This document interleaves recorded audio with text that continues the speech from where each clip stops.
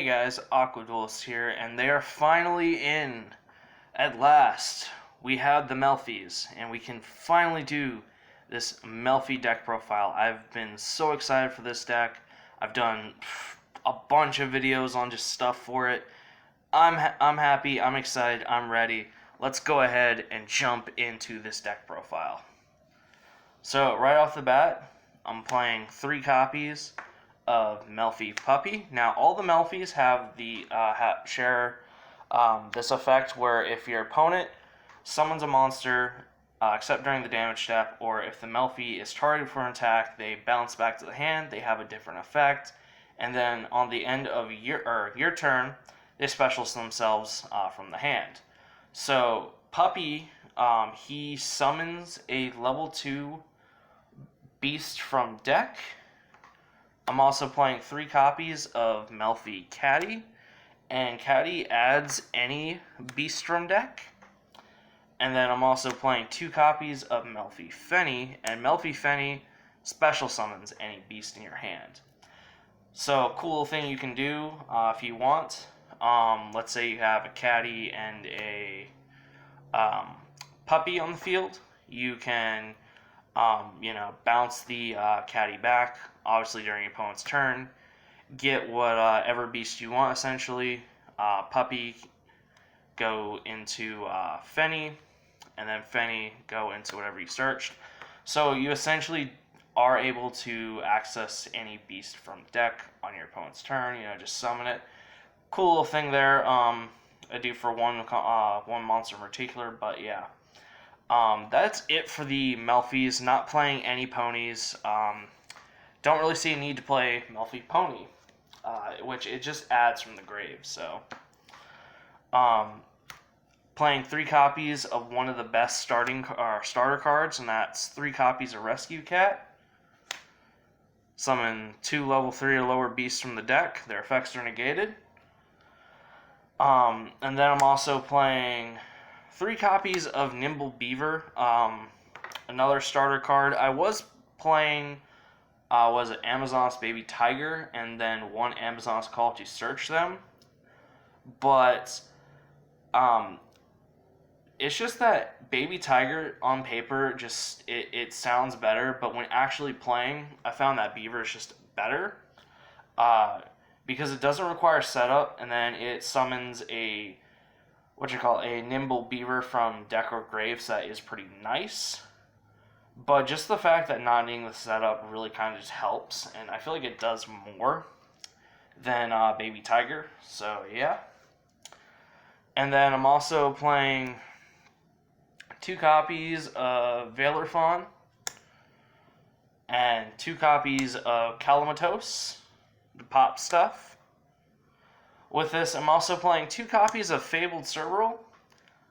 I feel like with this, after just testing, I was playing at 1, and I dropped the Pinpoint Landing for a second Cerberus, because a lot of times I just found where I was opening Cerberus with Veela, pitching Cerberus, which would summon itself since it's discarded, and then getting another level 2 beast. So effectively having 3 beasts on board off of 1 card essentially, but you have to have this discarded. So yeah, Cerberus just better. I feel like Cerberus just better than what people are thinking. So, and then I'm also playing 2 copies of Ear Hop Squadron, being able to Synchro summon. Hop Ear Squadron. I keep doing that. I don't know why. Being able to Synchro summon on your opponent's turn is really freaking nice. The Herald Arc Light, just on your opponent's turn, it is super just oof. It's not a good time for your opponent. Now, I'm also playing 2 copies of Savaris, the Ancient and Ascended, and a lot of lists I've seen just don't play it. Some do, but a lot of them don't. Melffys kind of need the extra little protection, I feel. So basically, it just stops. Basically, it's stops one of your cards from being targeted, and then negates that effect. So, yeah, it's kind of like a weird Veiler in a sense. Just what I want to say, but it's not exactly what I want to say. it's nice because with Herald the Arclight, if your opponent gets over it, or you tribute it for its negate effect, you're able to get this, which like I said, Melffys do need that extra little bit of protection, so no reason to really not play it.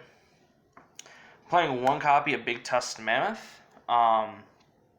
So basically, he makes it where your opponent's monsters can't attack the turn they're summoned. You can drop on your opponent's turn, like I said earlier with the Melffys, how to do that if needed. Really nice. A lot of people just don't see it coming, so it's a pretty old card, so yeah. One copy of Mind Mole for the Naturia plays, and then one copy of Cyberstein, because Melffys are not the best deck. They're cute, they're adorable, they're gonna fucking kill you. They're not the best deck. And Cyberstein's again, it's level 2, and it's a very high risk, high reward card. But this can essentially win you a game. So no reason not to play it. It's kind of how I feel about it. That's it for the monsters. 27 monsters.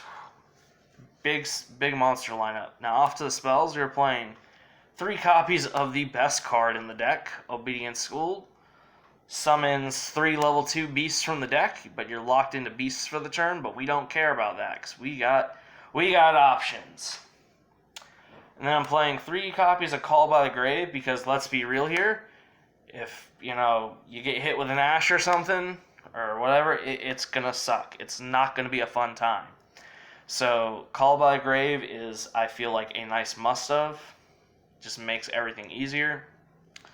I'm playing 2 copies of Ayers Rock Sunrise.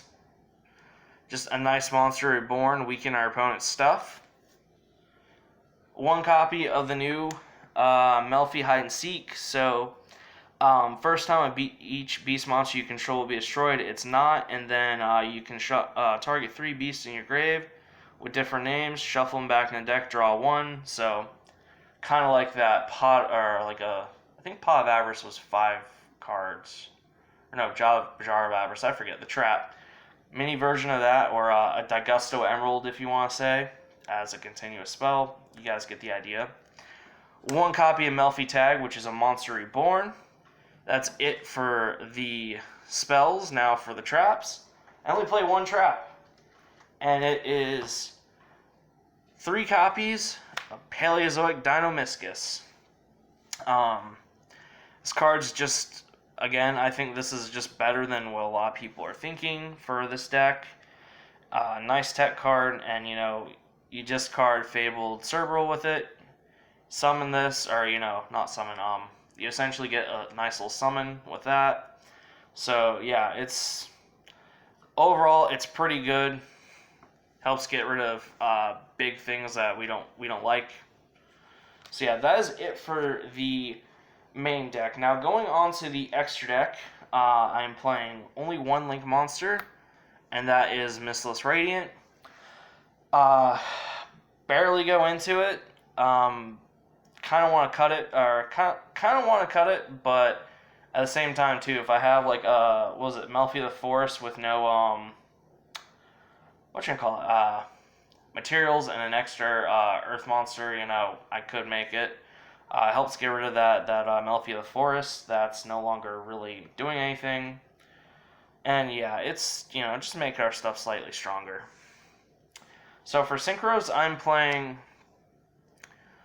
2 copies of Herald the Arclight, making this on your opponent's turn. Sucks for them. Pretty good card. 1 copy of Naturia Beast, even though it's not a strong Naturia Beast format. I mean, it's still just good to have for certain rogue matchups. 1 copy of Naturia Barkion. Reason why in particular I'm playing this is because we do actually have a fair bit of just trap heavy decks here. Like control decks are kind of decently strong here. So yeah, that's more like if you have those decks in your area, you should play it.